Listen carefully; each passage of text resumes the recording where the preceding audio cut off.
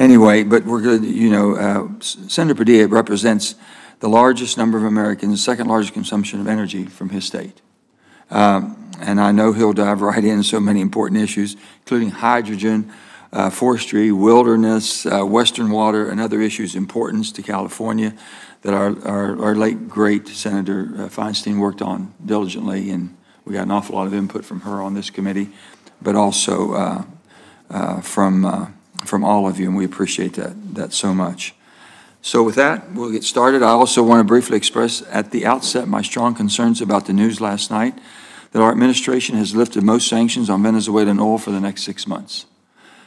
On the heels of announcing the smallest 5-year offshore oil and gas leasing plan in decades for the United States, administration's turning to Venezuela. And they know I have a problem. I'm sure maybe you all have all different feelings on this.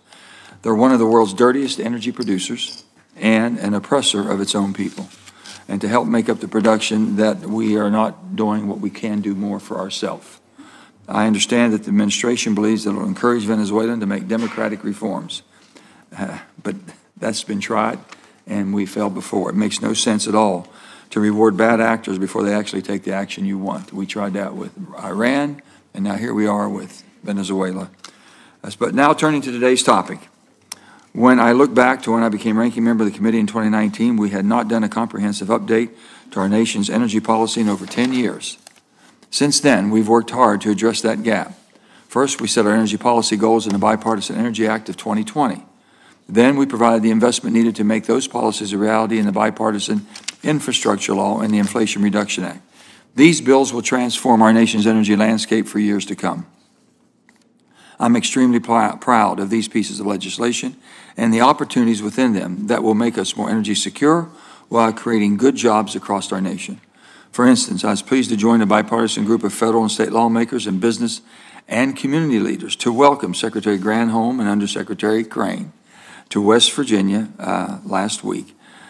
this week, Monday, to announce that the Appalachian Regional Clean Hydrogen Hub won a $925 million award to bring a hydrogen hub to West Virginia and parts of Ohio and Pennsylvania, which is the 3-state region. This funding, which came from the Bipartisan Infrastructure Law, will ensure West Virginia will be able to be a new epicenter of hydrogen in the United States of America.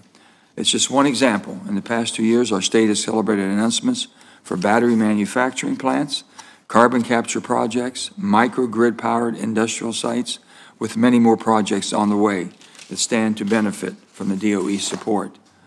I will mention that tomorrow I go for a groundbreaking for Nucor Steel.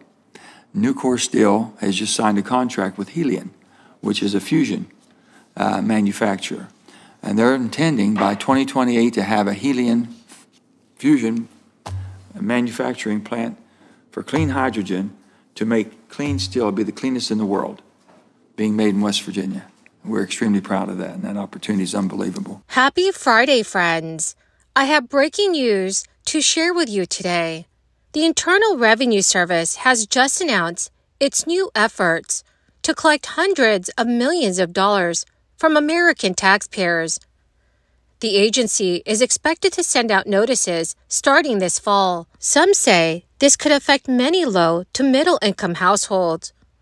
My dear friends, I'll be going over what you need to know, so please make sure that you watch until the end of this video. Also, since today is Friday, I will be announcing several winners in a video later today for the Walmart gift card giveaway. If you would like to enter these weekly giveaway, friends, all you need to do is click and like several of my videos, and then comment below the keyword of each video that you watch. The more videos that you watch and then comment on, friends, the greater your chances of winning these giveaways. The Internal Revenue Service has collected $160 million in back taxes this year by cracking down on millionaires who have not paid what they owe.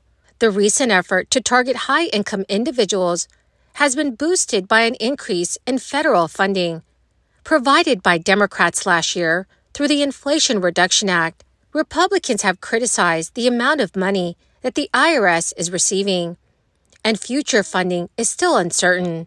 In September, the IRS started seeking back taxes from 1,600 taxpayers, with income above $1 million and more than $250,000 in tax debt. So far, the Internal Revenue Service has closed 100 of those cases, collecting $122 million. And earlier this year, the IRS collected $38 million for more than 175 high-income earners. That brings a total to $160 million so far this year. IRS Commissioner Danny Ruffel said on a call with reporters, "I think that the evidence that we've seen to date, in terms of the amount that we have recovered, points to this being a highly important effort for us." The agency's effort to ramp up enforcement aims to narrow what is known as a tax gap, the difference between the amount owed and the amount actually collected on time by the IRS. The most recent estimate shows that $688 billion was not collected during tax year 2021. The IRS plans to bring a new focus to cracking down on large corporations that have not been paying the taxes they owe. The tax agency will target U.S. subsidies of foreign companies that distribute goods in the United States and do not pay what they owe in taxes on the profit they earn. It will start sending compliance notices next month to about 150,000 subsidiaries to reiterate their U.S. tax obligations and incentivize self-correction. As new accountants come on board at the IRS in early 2024, they are expected to begin 60 audits of some of the largest corporate taxpayers. The targeted corporations will be selected by the IRS accountants using a combination of artificial intelligence and subject matter expertise. The use of this technology is meant to help avoid burdening taxpayers with needless audits. The Inflation Reduction Act, which included a provision to deliver $80 billion to the IRS over 10 years, has allowed the agency to begin a complete overhaul of its operations. It's working to hire new staff, update technology, improve taxpayer services, and audit tax cheats. The new funds have already helped improve taxpayer services at the Internal Revenue Service.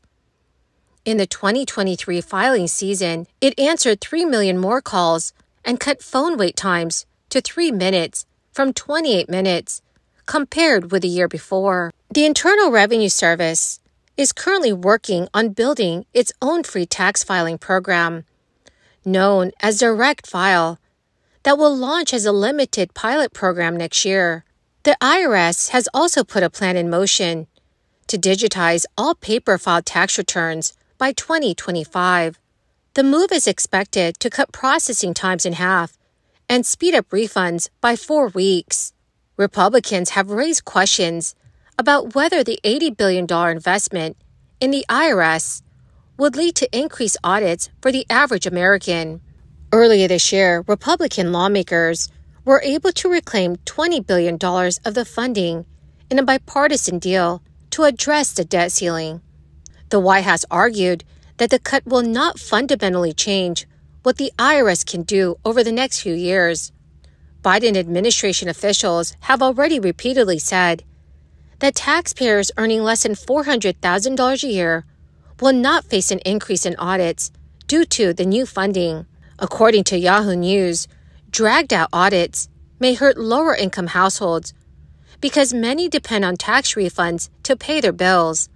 Although the Internal Revenue Service recently released a new website portal to help fix issues quicker, many families must amend returns during an audit, which can take up to another 16 weeks to process. Well, my awesome and amazing friends, thank you, dearest friends, for being part of this community. To say thank you, I will be announcing several winners in a video later today for the Walmart gift card giveaway, so please make sure that you do stay tuned. To enter the giveaway, friends, all you need to do is click and like several of my videos, and then comment below the keyword of each video that you watch. The more videos that you comment on, dearest friends, the greater your chances of winning these giveaways. Thank you, friends, and have a wonderful and very blessed day.